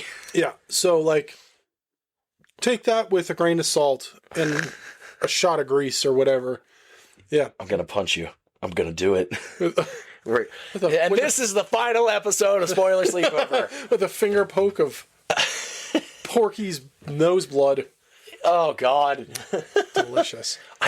What was it the Strangler himself? Because it was like, you did it because I had given up when I hit record. I don't even remember. Yeah. Go listen to last week's episode. I'm so sorry. Yeah. Skip ahead. Oh my God. Yeah. And that, ladies, gents, and our non-binary friends, was season 3, the season of suffering. We did it! Woo! Jesus Christ, why did we do it? It was my fault. It was the dice's fault. No, the season's over. It was my fault. Yeah, it was Rob's fault. Yeah. The season's over. We don't have to blame the dice anymore. This was my fault. The dice have been catching flack all season. Rob's just like, yes, good, excellent. I genuinely was... It came off of what we mentioned at the beginning of this episode, which was we themed season 2 with an actual theme, but then a visual theme, but they didn't go together. Yep. And that drove me nuts. Like and so a steering wheel in your pants. Yep. So I thought they have to go hand in hand. So initially I was just like, all right, well, it'd be funny to just watch bad movies, but how do we go about it? And then I was like, well, we could roll a dice. And I was like, well, that's Dungeons & Dragons. And then I was like, well, we could do a dungeon. And I was like, oh, it's suffering. That was my brain. Putting the puzzle pieces together. Yeah. And I did the same thing for season 4. So, first off, if you watched any of these movies, we know people have watched every single movie. Selena, you don't have to watch Greasy Strangler. Yes. But thank you for joining us on this weird suffering adventure of bullshit, this shit mountain or whatever it was. Yeah. Overall, I don't regret anything from this season. Yes, even the Greasy Strangler. It's all a fun adventure and a fun memory and a fun season overall. Yeah. Chaotic. Completely chaotic. Full chaos. Full chaos. I mean, I'm of the standpoint, I suffer regularly. I intentionally watch potentially bad movies weekly. That's just something I do because I know I've mentioned it quite a few times throughout this season, is even if the movie's bad, somebody took their time and put their blood, sweat, and tears into a movie and didn't take used much time. Some form of their own creativity to create what is arguably art. And hey, man, if we're the only 2 people that watched that movie, great. You got some views. Sorry we shit on it, but at the same time, I'm not. Try better. Yeah. I will leave this up to you, because in a method to promote, again, the sloppy seconds of suffering, there are 20 more movies that we haven't talked about. Rob, would you like to give one of yours away from the list? Like, get rid of it? No, I mean tell the suckers one of the ones that they could have heard that they will be hearing on Patreon. I have it right here if you want. I got it right here, too. Let's see. Oh, God. Oh, God. You know what? I'm going to go with this. Oh, no, maybe. All right. I think I'm gonna give the big landmine away. Oh my god, dude, I hate you so much. All right, we'll have fun with it. I'm bouncing between three because I'm like, do I want to go with something that's probably going to be really fucking good, or something that might be in the middle of the road, or do I want to go with something that I know you're going to hate and I'm going to love? How about this? Can you roll a digital 20-sided die? I deleted the app. Son of a bitch.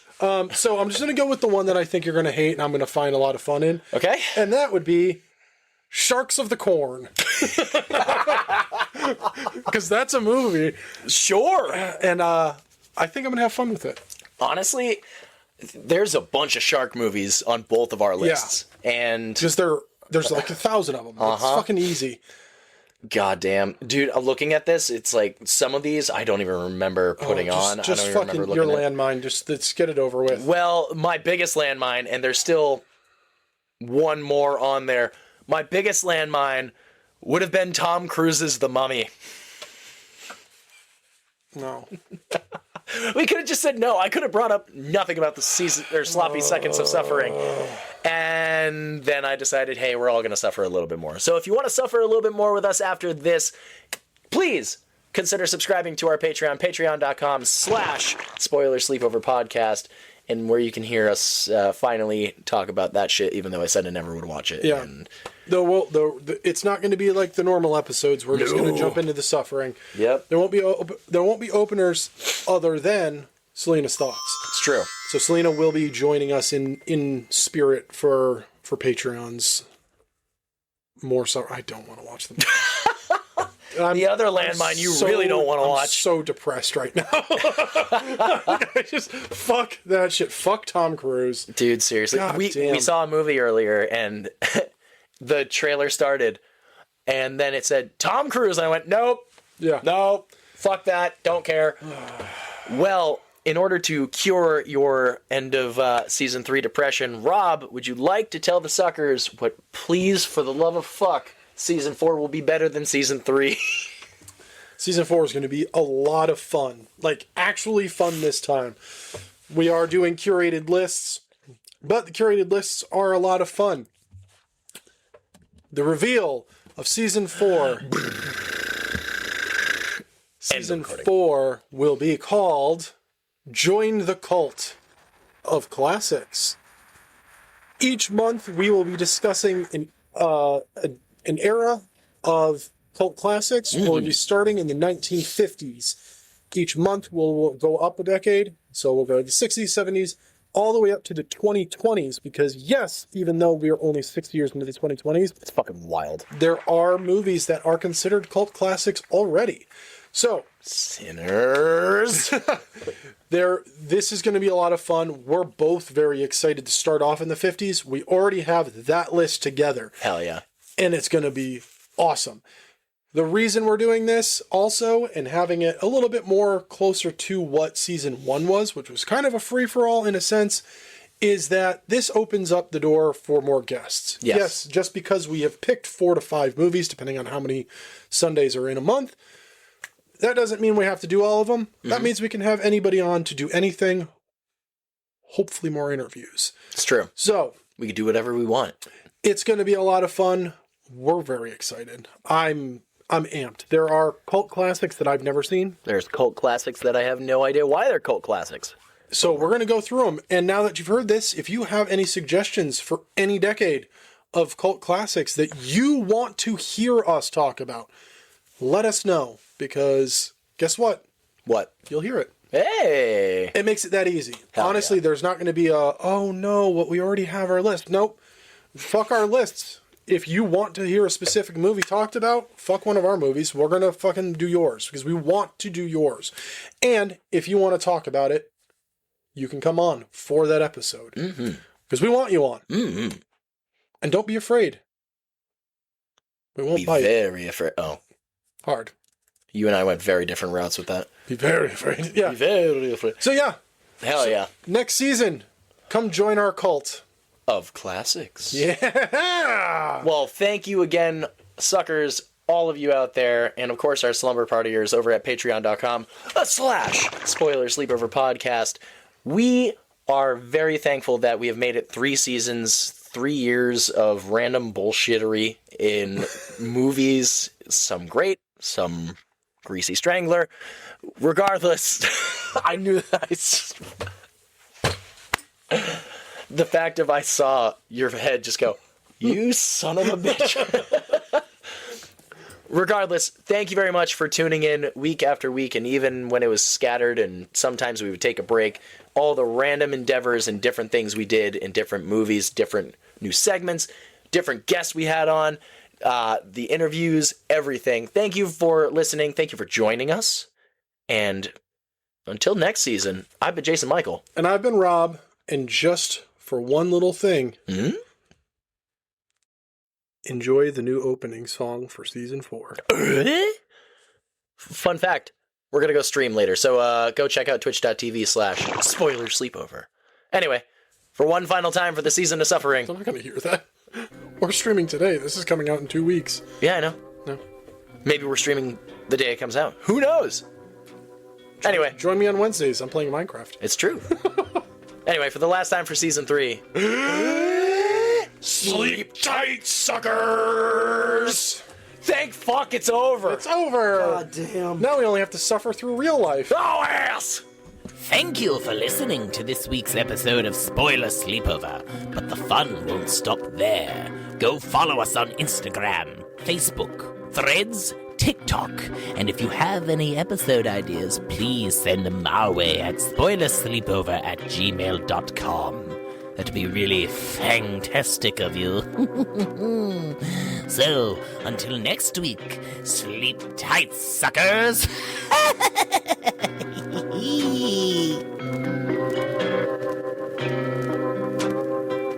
Spoiler Sleepover is sponsored by Gore Clown Shop. Do you love all things horror?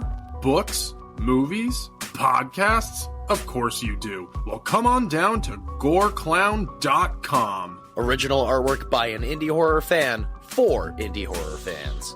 Use code SLEEPOVER at checkout to save 15% on your whole purchase. Oh, and did we mention? Gore Clown is the only place to get official Spoiler Sleepover merch. So don't forget to use Sleepover to save 15%. Stay indie, suckers.